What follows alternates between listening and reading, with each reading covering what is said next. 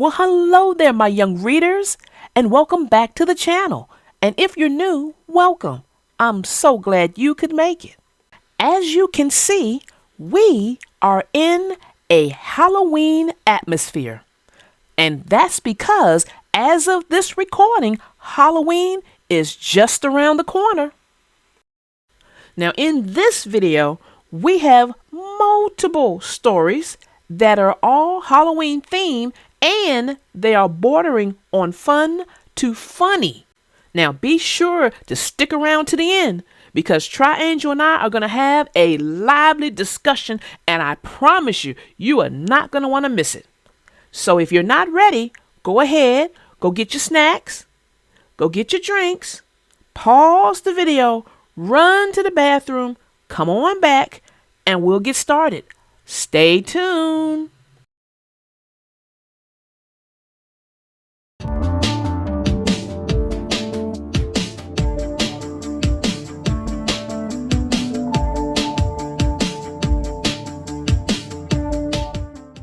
The name of this story is called 5 Creepy Creatures by Judith Bauer Stamper, illustrated by Tim Ragland.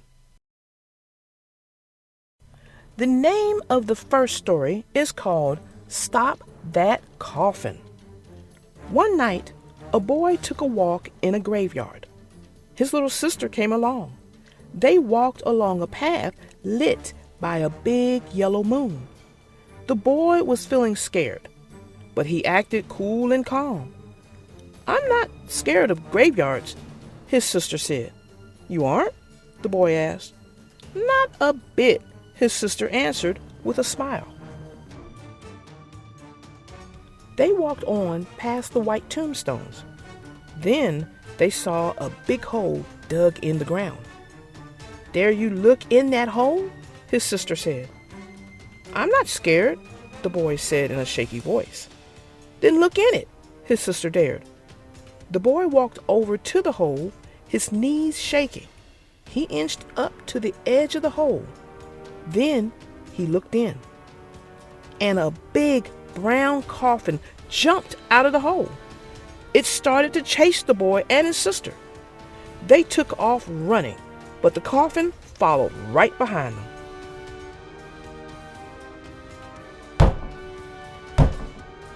The coffin bumped and jumped along the cemetery path. "We've got to get out of here," the boy screamed. "I'm not afraid of that coffin," his sister said and laughed. They ran until they reached the gates of the graveyard. They ran out onto the sidewalk. "I think we lost it," the boy said. The coffin bumped and jumped onto the sidewalk behind them. "Run!" the boy screamed. The coffin was so close, it was breathing down their necks. The boy and his sister ran until they reached their house. They ran up the 5 front steps. The coffin was right behind them. That coffin jumped right up those 5 steps. The boy tried and tried to open the front door, but it was locked. And there was the coffin. His sister turned around to stare at the coffin. She reached into her pocket and pulled out a box. Then she took a cough drop out and handed it to the coffin. "This will stop that coffin," she said to her brother. And the coffin stopped and went away. The name of this next story is called The New Neighbor. One hot, sleepy summer day, a new neighbor moved in. Howard watched from his window. The movers carried in a big green chair. Then they carried in a huge bed. All day long, they carried in one thing after another. Howard watched and waited. He wanted to see his new neighbor. Finally, at midnight, a big black car pulled up to the house. A dark figure got out and went into the house. Howard fell asleep. He dreamed a long, weird dream about his new neighbor. He remembered it all the next morning. "My new neighbor is a monster," he told his best friend. "Don't tell anyone else." Right away, the best friend told another friend. "Howard's new neighbor is a monster. Don't tell anyone else." That friend told her little brother. "Howard's new neighbor is a monster. Don't tell anyone else." Soon, everyone in town knew that Howard's new neighbor was a monster. No one wanted to go near the house. Paperboys refused to deliver there. Even the mailman ran to and from the house. Howard began to feel guilty. He hadn't really seen his neighbor yet. He had just dreamed he was a monster. And now everyone was scared of him. Howard knew it was wrong to start a rumor. He decided to apologize to his new neighbor. That night, he went to his neighbor's house. He knocked on the door. No one came.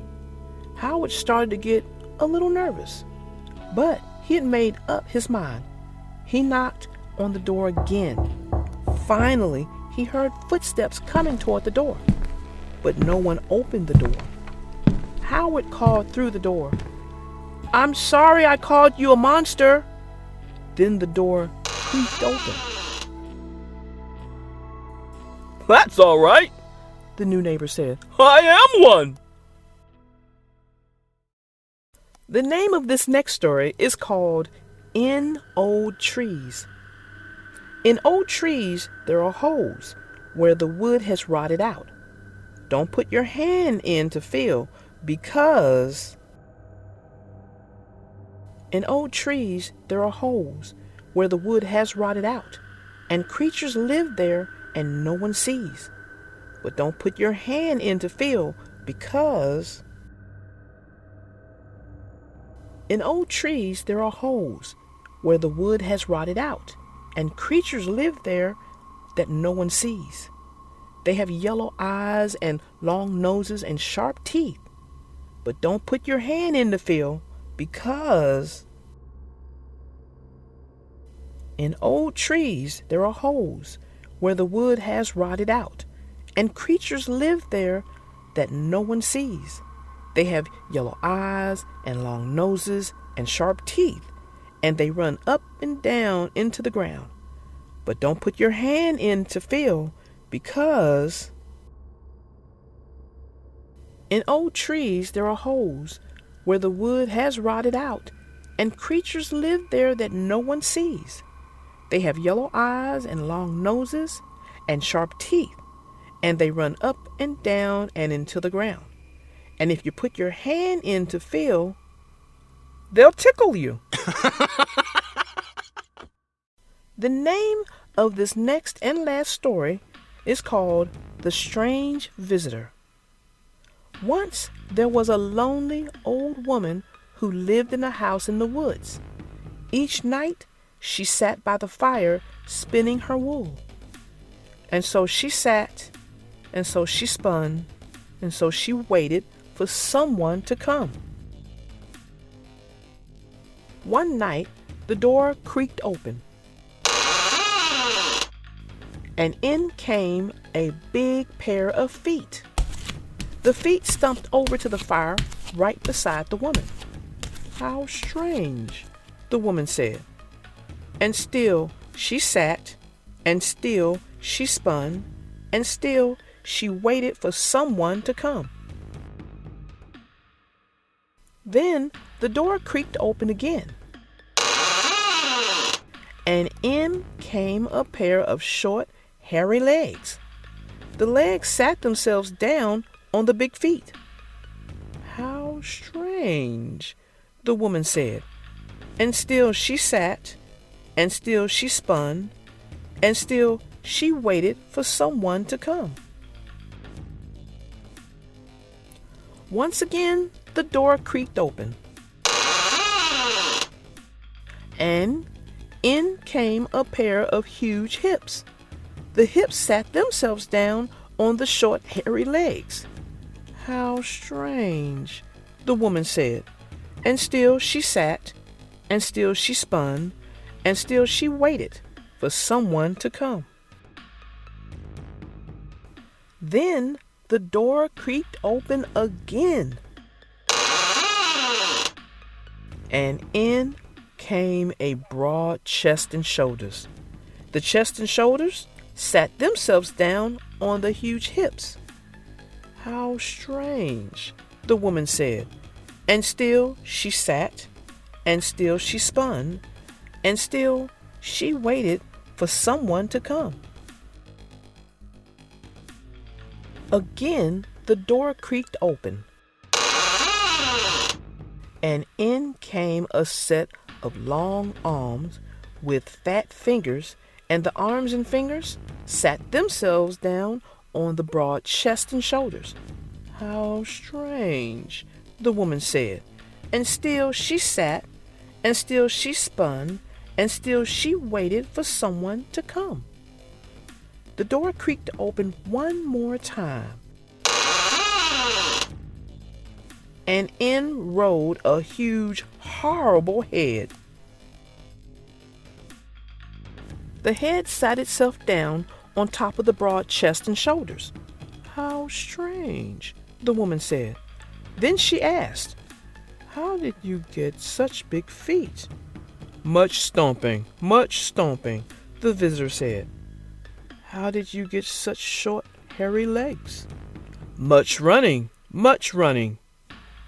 "How did you get such huge hips?" Much eating. "How did you get such a broad chest and shoulders?" Much fighting. "How did you get such long arms and fat fingers?" Much grabbing. "How did you get such a huge, horrible head?" Much thinking. "Why did you come here?" the woman asked. And the visitor replied, Because I need a hug.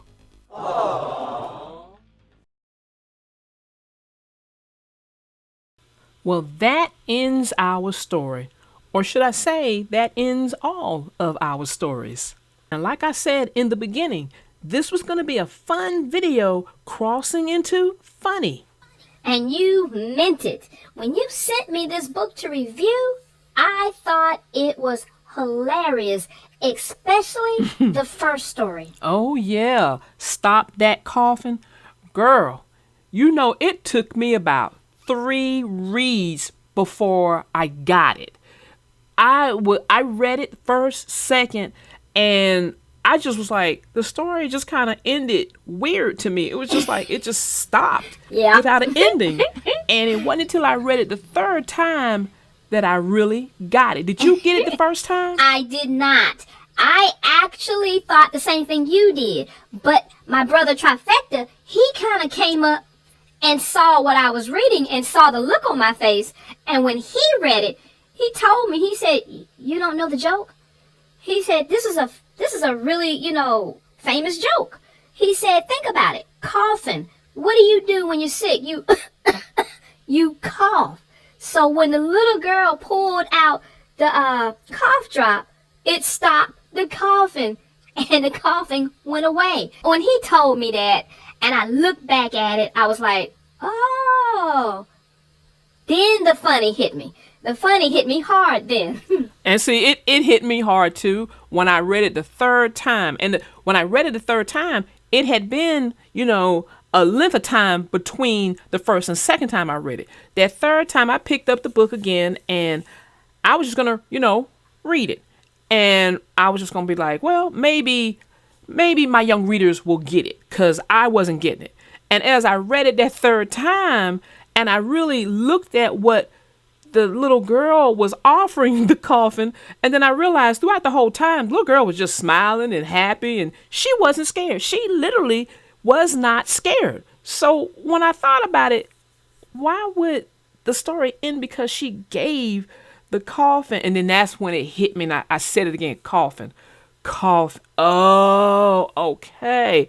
And the moment I got it, I said to myself immediately, I need to get this over there to try and see if she can make any sense of this. Oh, you want to get that over to me and see if it would stump me. Is that what you're saying? No, I'm just saying, I just wanted to get your opinion on it. Because, you know, you have some really, really great opinions. Mm-hmm. Well, flattery will get you out of this. Woo. But I did notice something. Mm-hmm.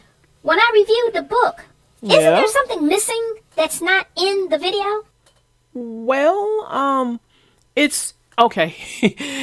When I did not get it in the first 2 reads of Stop That Coffin, I came across another story. It was actually the next story that I just didn't include in the video because it really wasn't a story. They were jokes, corny jokes at that. Okay, what kind of corny jokes were they? See, you know what kind of jokes they were because you reviewed the book, remember? But okay, they were knock-knock jokes. I'm not a big fan of knock-knock jokes. Well, here's the thing. I did review the book, but I still think the young readers should decide if they want to be able to hear the knock-knock jokes or not. Really? Hey, I'm just advocating for our young readers out there. That's all I'm trying to do. Okay, not a problem. If you want to hear them and you want me to put it out there, that's fine. In fact, if you hold one moment, we'll get started. Okay, here's the first one.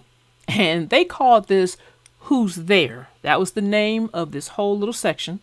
And the first one starts off with knock knock. Who's there? Weirdo. Weirdo who? Where do you think you're going? Okay, here's the next one. Knock knock. Who's there? Horror. Horror who? Horror ya doing? Are you guys still with me? Here's the next one. Knock knock. Who's there? Werewolf. Werewolf who? Werewolf I find a bathroom. Are you feeling the knock knock love now? Well, here's the next one. Knock knock. Who's there? Voodoo. Voodoo who? Voodoo you think you are. Okay, here's the last one. Knock knock. Who's there? Boo. Boo hoo. Don't cry. I'm not gonna eat you. Well, guys, that is what I purposely left out of this video. I just didn't see the value in letting it stay in. So if there was anyone that I offended by doing that, I apologize. And I have learned my lesson thanks to Triangel about just putting it out there and letting you guys decide if you like it or not. Well, I'm glad you did go ahead and put it out there for the young readers because I think it ties into the whole theme of the book. The book, like you said, has its fun moments, funny moments, and yeah, corny moments. And it's all part of it. And we should make sure that we give it all to the young readers and let them decide what they like and what they don't like. Well, little darling, that is my time. I so enjoyed this. I hope the rest of you guys did too. And I will see you all in the next video. Bye! Well, there goes Miss Triangel. And again, she has helped me with her brand of knowledge. Because I will have to admit, because of the 2 reads that I did on that first story and I didn't get it, and it took me a 3rd read for it to kind of marinate on my brain and finally get it, I kind of guess I built up a little bit of a dislike or a prejudice of it. And the next story that came, which was that knock knock thing, I just was like, nope, cutting it out. And that, that wasn't right. That's not for me to decide. This channel is not about my personal likes or dislikes. It's about you guys, the young readers. So again, I'm throwing out my apologies, and I'm hoping you guys enjoyed this story because as you can see, Triangel and I, we did have some fun times with the story. So again, my young readers, I hope you guys got some takeaways if you could find any, and I hope you enjoyed it. So until next time, my young readers, I am your little darling narrator, out.